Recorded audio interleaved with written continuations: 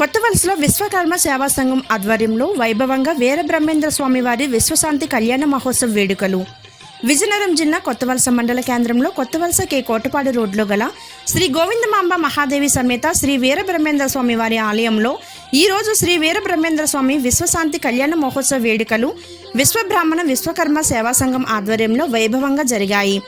ఆలయ కమిటీ సభ్యులు ఆధ్వర్యంలో ఏర్పాటు చేసిన ఈ విశ్వశాంతి కళ్యాణం విజయనగరం వాస్తవ్యులు లక్కోజు ఓంకార్ ఆచార్య సిద్ధాంతిచే ఉదయం 10:15 స్వాతి నక్షత్రేత వృషభ లగ్నంలో స్వామివారి కళ్యాణం శాస్త్రయుక్తంగా నిర్వహించారు.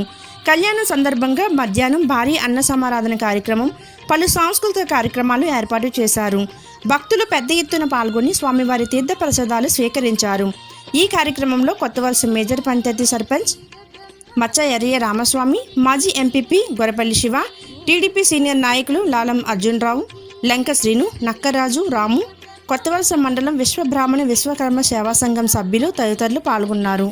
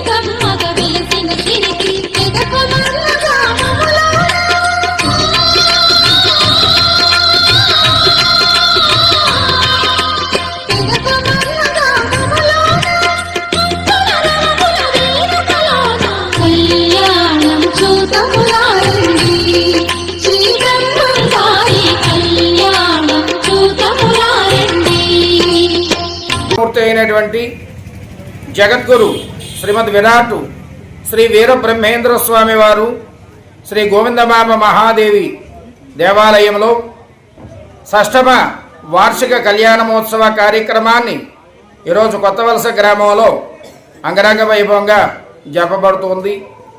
విరాట్ పద విఖ్యాతం సిద్ధానంద ప్రదాయకం కాలజ్ఞాన ప్రవక్తారం శ్రీ వీరబ్రహ్మ గురుంభజే పరిత్రాణాయ సాధూనాం వినాశాయ చతుష్కృత ధర్మ సంస్థాపనార్థాయ సంభవామి యుగే యుగే. ప్రతి యుగంలో కూడా ధర్మాన్ని పరిరక్షణ కొరకు శ్రీ మహావిష్ణుమూర్తి ప్రతి యుగంలో అవతరిస్తూ ఉన్నారు. అదేవిధంగా ఈ కలియుగంలో శ్రీ మహావిష్ణుమూర్తి శ్రీ వీరబ్రహ్మేంద్ర స్వామి వారిగా అవతరించి సాంద్ర సింధు వేదం అని చెప్పబడేటువంటి కాలజ్ఞానాన్ని రచన చేసి యావత్ ప్రపంచానికి స్వామివారు అందించారు. ఈనాడు స్వామివారు చెప్పిన కాలజ్ఞానంలో ప్రతి వాక్యము కూడా అక్షరము పొల్లుపోకుండా జరుగుతున్న విషయం యావత్ ప్రపంచ విదితము. ఈరోజు జరిపేటువంటి కళ్యాణం సకల లోక క్షేమము కొరకు, సకల లోక కళ్యాణము కొరకు, సస్యానుకాలమైనటువంటి వర్షముల కొరకు, పాడి పంటలు అభివృద్ధి కొరకు, రాష్ట్రము దేశము మన యొక్క ప్రాంతము దినదినాభివృద్ధి కొరకు భగవదాశీస్సులను కోరుతూ ఈరోజు శ్రీ మహాలక్ష్మీదేవి అయిన గోవిందమాంబ మహాదేవికి, శ్రీ మహావిష్ణుమూర్తి అయిన శ్రీ వీరబ్రహ్మేంద్ర స్వామి వారికి లోక కళ్యాణార్థమై కళ్యాణ మహోత్సవాన్ని అంగరంగ వైభవంగా స్వామివారి కళ్యాణం ప్రారంభమవుతూ ఉన్నది.